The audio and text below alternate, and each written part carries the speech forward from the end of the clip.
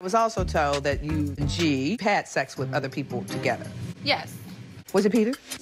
His girlfriend. Mia, you're a freak. Hi everyone, welcome back to my channel. This is Sammy Sampi, and today we're going to talk about episode 11 of the Real Housewives of Potomac. Let's get right into it. The first scene, we see La Grande Dame looking beautiful. She's visiting Giselle. You know, La Grande Dame and Giselle have been in pretty good terms lately. So she's coming bearing gift for her daughters. And we see two cute little Gucci bags. And Giselle is excited because Karen is coming bearing gift with her daughter. And you know how much she loves her daughter. So she has her daughter coming. The twins look super excited. I love the way sometimes they speak like at the same time. Like it's so sweet, so cute. And give them their gift. They open it. It's the cute little bracelet, which I think was really nice and age appropriate, even though the price is probably super expensive. But it was really, really nice of Karen to do that. And we see the appreciation in Giselle.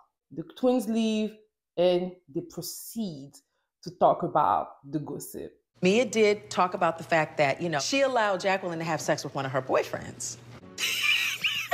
And Mia wanted to watch. This is happening back in the days. It's happening currently. Oh! Giselle she's adding her own pepper. Dan is making all the faces. She's all of us right now. She's making all those faces and they're hilarious. I'm actually going to keep them at skiff. I'm going to reuse those faces that La Grande Dame gave us because they were hilarious. Karen is taking all in. She's like, okay, after that, they don't really have much to talk. And Karen leaves and Giselle is happy and that she was able to drop all her load. And all I want to say is that I want to be mad at Giselle, but I can't because they served it on a silver platter to her. Mia and Jacqueline know what they were doing. They're trying to look interesting in front of the camera. I don't know why they think that Giselle is going to be their friend. I don't know if Jacqueline has been watching the show. My guess is that she has, but I do not understand why she thinks she's so special and Giselle might not come on the attack when it comes to her. But in this instance, I don't even think that Giselle came on the attack. I think that she served herself on a silver platter. What do you think? Next scene, we see Wendy. She's hospitalized. And I was like, what's going on? What's going on? Wendy got to a liver with a kidney stone where she couldn't take it no more and she needed to go under the knife.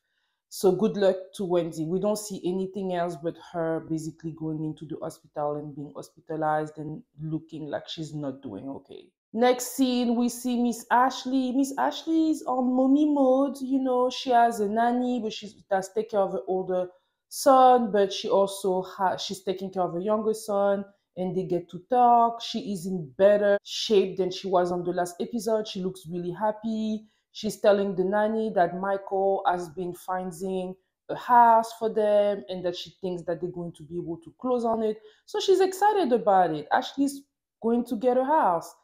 And then she said that she doesn't really know how the logistic is going to be with Michael. And I'm like, girl, is it that you don't know or you do not want to get a divorce? Or like, what do you think is going to happen?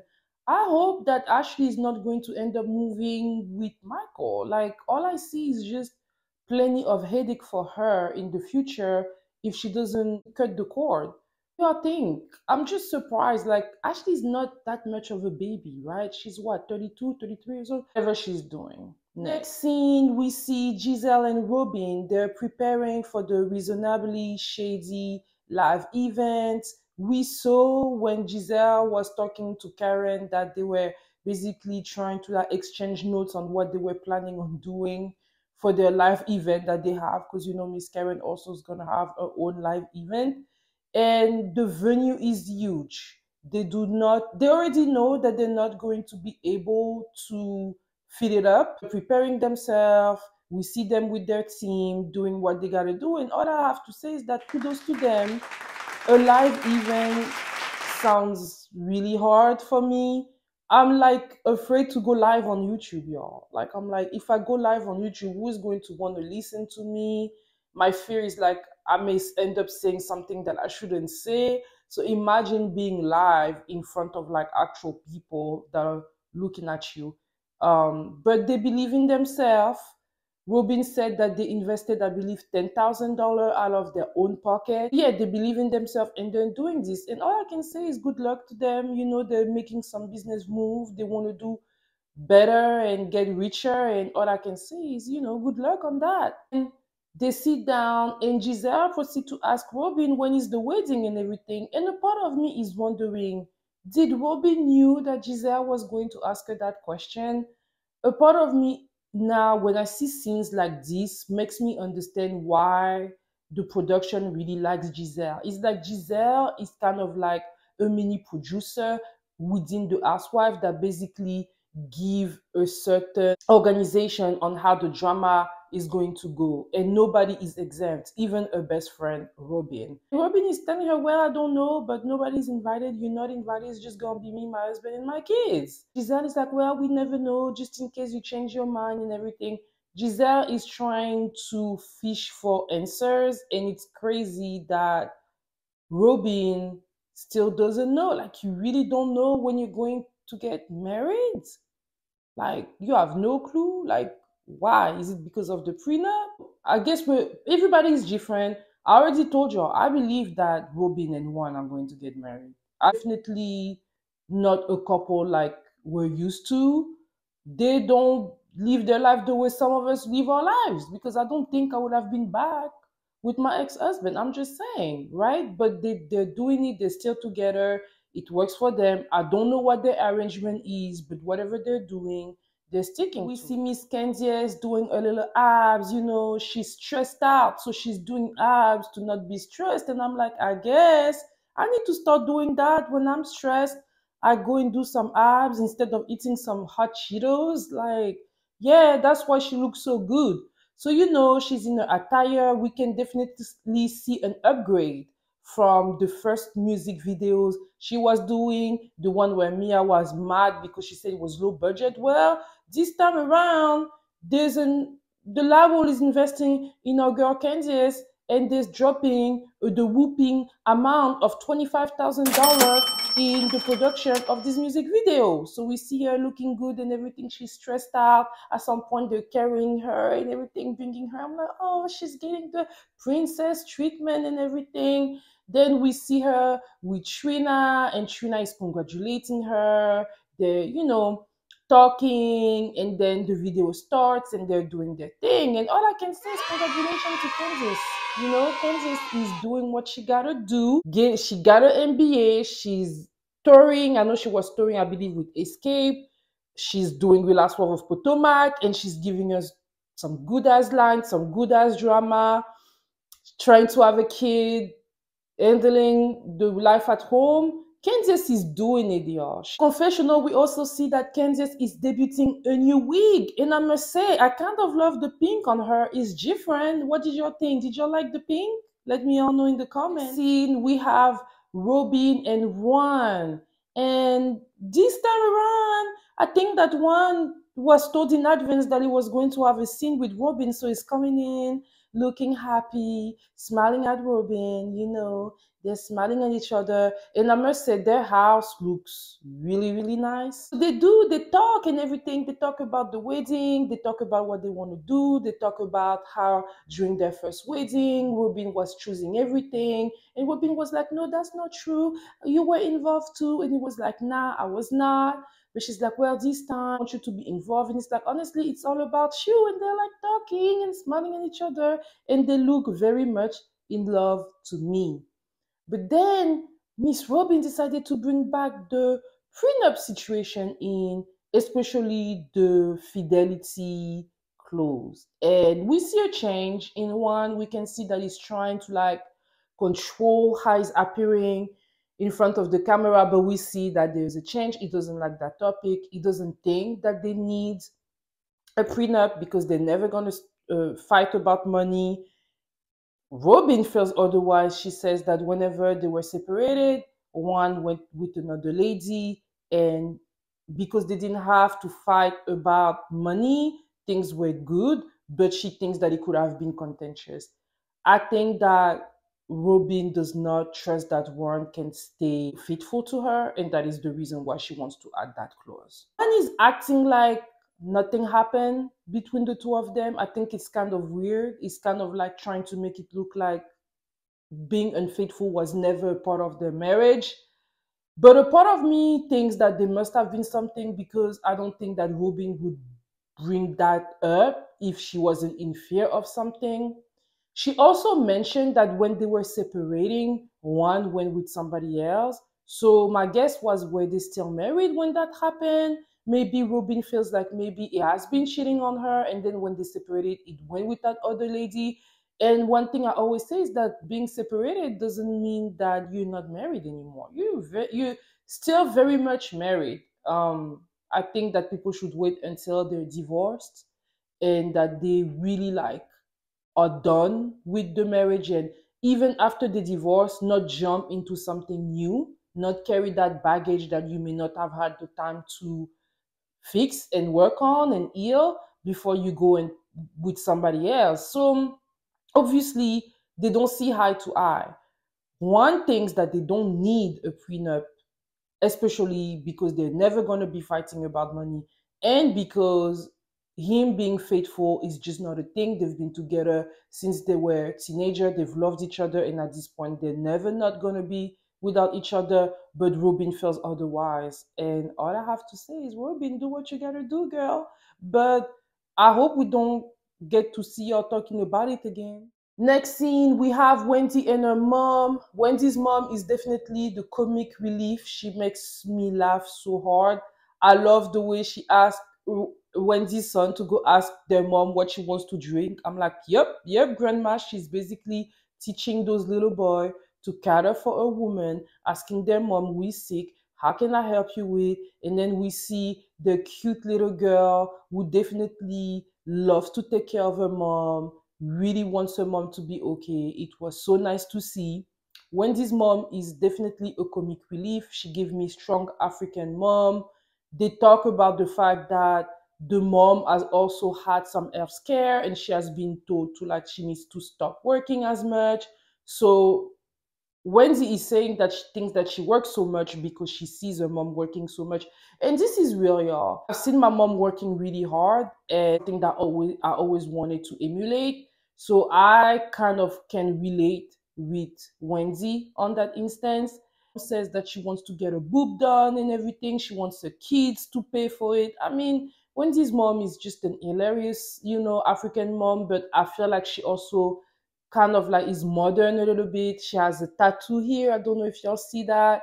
And yeah, it's nice. I like their relationship. Next scene, we have Karen, who came to visit Mia, and we see Mia baking cookies with her kids. Mia have some beautiful kids, y'all. And when Karen comes in, she says hi to everybody, and they get right into the business. Karen has been the carrier of bone so far. Everybody wants to tell everything to Karen. This is a good position to be in, but it could also be very dangerous, in my opinion, especially in the instance that Karen is going to share the news with other people. Karen goes writing and tell Mia what Giselle has been telling her. And Mia is like, yeah, it's true. I've taken showers with Jacqueline. Honestly, whenever Mia said that, honestly, I was like, maybe that's just what they do. But I didn't necessarily feel like Mia and Jacqueline were doing things. But Karen, she did the homework. She's asking her like very direct question, like, with each other. Yeah, so you were a lover. Well, what is like, weird promiscuous things if you're not screwing? You kissed? No. You fondled? Did you have intercourse with Jacqueline? Did y'all ever touch each other? And she was like, yeah, but no. But at some point I wanted to be a doctor, and I went and looked into her vagina. And I'm like, what? Mia is just being Mia. She's opening up, saying everything she has to say. Then Karen asks her about the threesomes with her husband. And Mia says, yes, they do like, to have threesome. And she also likes to watch. And then Karen asks her, have you had a threesome with Peter Thomas? And Mia is like, no, but we had one with his girlfriend. And I was like, what? Mia is doing the most. She's saying too much, and that is the reason why she was mad at Wendy, because Wendy probably knew, And that's the reason why when she said those things, she really was hurt, triggered by the truth. And a part of me is just like, like you were acting like Peter was your friend, but in reality, his girl was your girl, and she's saying it, she's proud. At this point, we can guess that Mia has probably fallen out with Peter, and that is the reason why she's coming like, yeah, his girl was our girl first. At this point, I feel like Mia is doing this because she wants to stay on the show. She's willing to go as far as necessary, She's done that so much that the element of shock is not there as much for me. What do you think? I feel like Mia is just willing to say or do anything to stay on the show. She just wants that relevancy, and I think that she's not going at it well. But hey, she said that, and guess what? The ladies are going to do what they do. They're going to carry that bone, and that's going to lead to more drama. Next scene, it is Robyn and Giselle, big day for the live event for Reasonably Shady. So they come in, everybody's coming in. Well, everybody. Ashley's there, Karen's there with her husband. Karen is there to take note on what not to do. And Charisse is there too. Mia comes in with Jacqueline. They're very excited for their friend. The way Jacqueline was like jumping and everything for Robyn and Giselle, she really thinks they're friend, y'all. So they coming in and they ask their question. They have several segments. They have a dancing segment. Ashley's there and everything.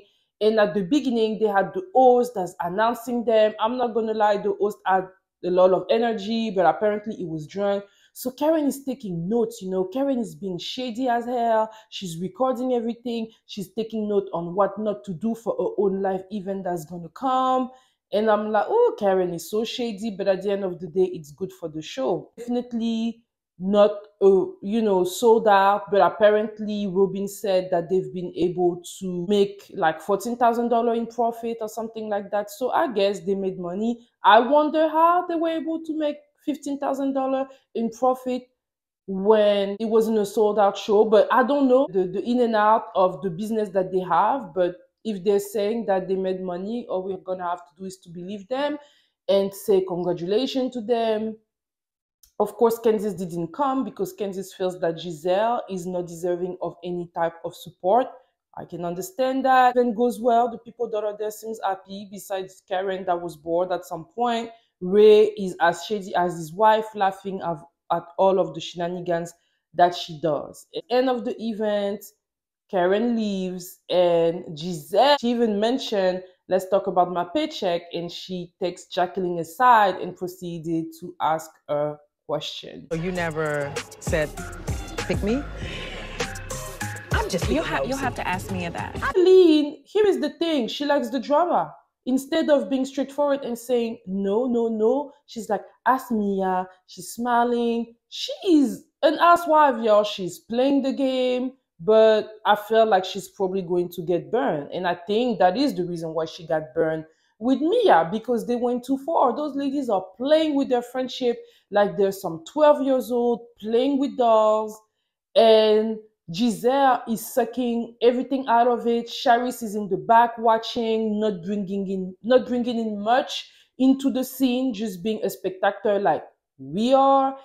And yeah, at some point, Jacqueline wanted to say something, but Ashley came in and cut it. And I was like, oh, Ashley, your timing. Mia coming in, they ask her all the questions. And then I think at some point, Jacqueline ended up saying no. But I'm like, why is it taking you so long to say no? All I'm going to say is that they want to play in the drama. Jacqueline and Mia are in for the drama, but they're going to get burned. So yeah, that was it for this episode. This episode was a lot. There were a lot of in and out. They definitely have a lot of footage. I think I counted a total of like 10 different scenes this episode. So it was jam-packed with ins and out, but I thought it was really good. I would give it a 7 out of 10 because we had a little bit of laughing and it was a little bit of everything. Definitely have some shady moments. It was good. What did y'all think? Let me all know in the comment. And for those of you that are new here, you're very welcome. Welcome to my new subscribers. We are at 4,000. I'm so excited, you all. So welcome here. I'm so thankful for those of you that have been here with me, supporting me. Thank you so much. I'm so appreciative. I encourage you all to subscribe, to like, to comment, as it's really helpful for my channel. For those of you that are new and that like what I do, hey again, I invite you to, and for those of you that have been here with me, you already know, you are in my heart. And on this note, I will see you all next week. Bye.